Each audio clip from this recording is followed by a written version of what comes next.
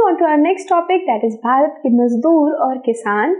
तो देखिए, first point ये कहता है, हमारे देश के ग्रामीण परिवारों में से करीब 40% खेतीहर मजदूर है। यानी कि जितने भी परिवार ग्रामीण क्षेत्रों में रहते हैं उनमें से 40 यानी कि हर 5 में से 2 जो परिवार है वो खेतीहर मजदूर की श्रेणी में आता है।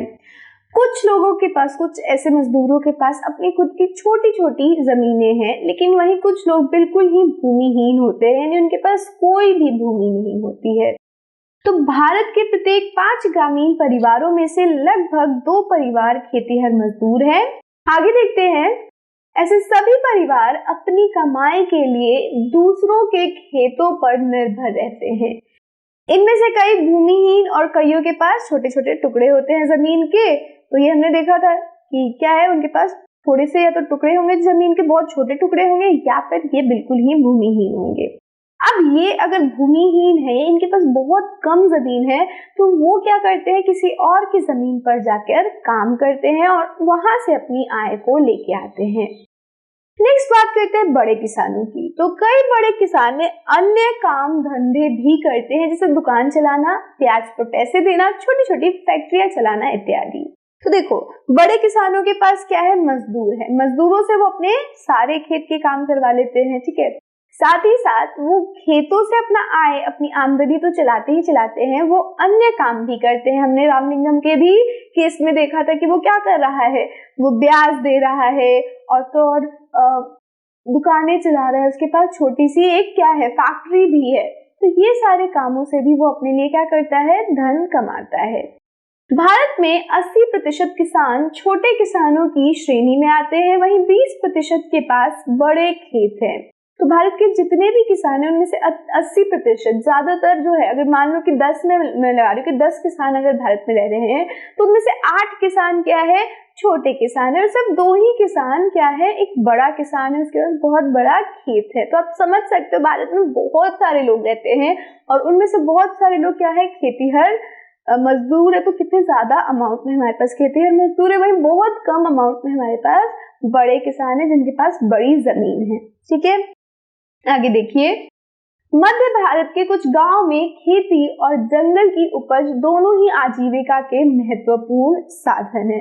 तो हमारा जो मध्य भारत है वहां पे बहुत सारे ऐसे गांव हैं जहां पे लोग अभी भी जंगल के ऊपर आश्रित है अपने आजीविका के लिए। वो खेती भी कर रहे हैं और जंगलों से भी अपने लिए चीजें ला रहे हैं।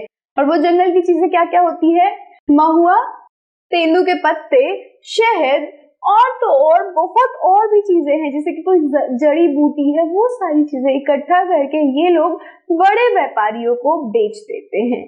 तो महुआ बीनना, तेंदू के पत्ते इकट्ठा करना, शहद निकालना और इन्हें व्यापारियों को बेचने जैसे काम अतिरिक्त आय में मदद करते हैं। तो मध्य भारत के किसान क्या करेंगे, अपने खेतों में काम करेंगे ही करेंगे और साथ ही साथ जंगलों से ये सारी चीजें इकट्ठा कर लोगों को बेच देंगे, व्यापारियों को बेच देंगे, जिनसे इन्हें ज्यादा आय मिल जाती है।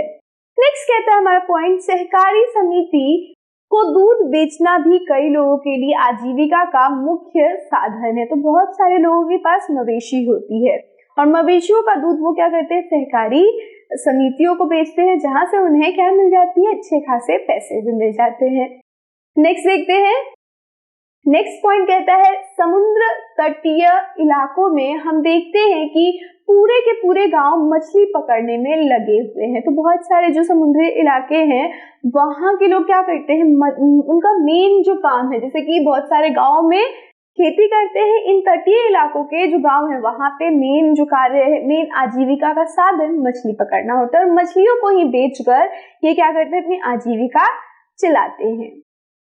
ग्रामीण क्षेत्रों में कुछ लोग खेती बाड़ी का काम करते हैं और कुछ अन्य काम करके अपनी आजीविका चलाते हैं। तो ग्रामीण इलाकों में ज्यादातर खेती बाड़ी के काम होंगे या फिर कोई ऐसे काम जैसे दुकान खोल लेना, चाय की दुकान लगा लेना या फिर बुनकर बन जाना। इस तरीके से लोग क्या करते हैं, अपनी आजीविका चलाते हैं ग्रामीण इलाकों में। फसल अच्छी हो इसके लिए यह प्रकृति पर निर्भर होते हैं। तो हमेशा जहाँ पे भी लोग खेती कर रहे होते हैं, अगर छोटे मजदूर हैं, छोटे किसान हैं, तो वो ज्यादातर वक्त अपनी फसल के लिए प्रकृति पे निर्भर होंगे। बारिश होगी तो उनकी फसल अच्छी होगी, बारिश नहीं होगी तो फसल खराब हो जाएगी। कई बार बड़े किसान भी प्रकृति पर निर्भर होते हैं। किस प्रकार से? आपने देखा होगा कि कई बार बहुत ज्यादा बारिश की वजह से इन किसानों की फसलें बर्बाद होती, तो उसके अंदर वो जो फसलें बर्बाद हो रही है तो वो छोटा और बड़ा किसान देखकर नहीं बर्बाद होता है, तो सभी की फसलें ही बर्बाद हो जाती है। तो प्रकृति भी क्या करती है, एक बहुत अहम हिस्सा, अहम भूमिका निभाती है जब हम बात करते हैं ग्रामीण आजीविका की, क्योंकि हमारा जो गांव है वहां पे ज्यादातर क्या काम हो रहा है, खेती का, और खेती ज्यादातर हमारी प्रकृति पर निर्भर होती है। तो ये था हमारा चैप्टर नंबर 8 अध्याय 8। यहाँ पे हम इसे समाप्त करते हैं और चलते हैं नेक्स्ट वीडियो में, जहाँ पे हम इसके चैप्टर के क्वेश्चन आंसर कर रहे हैं। So till then, stay safe and keep learning with us. Bye bye.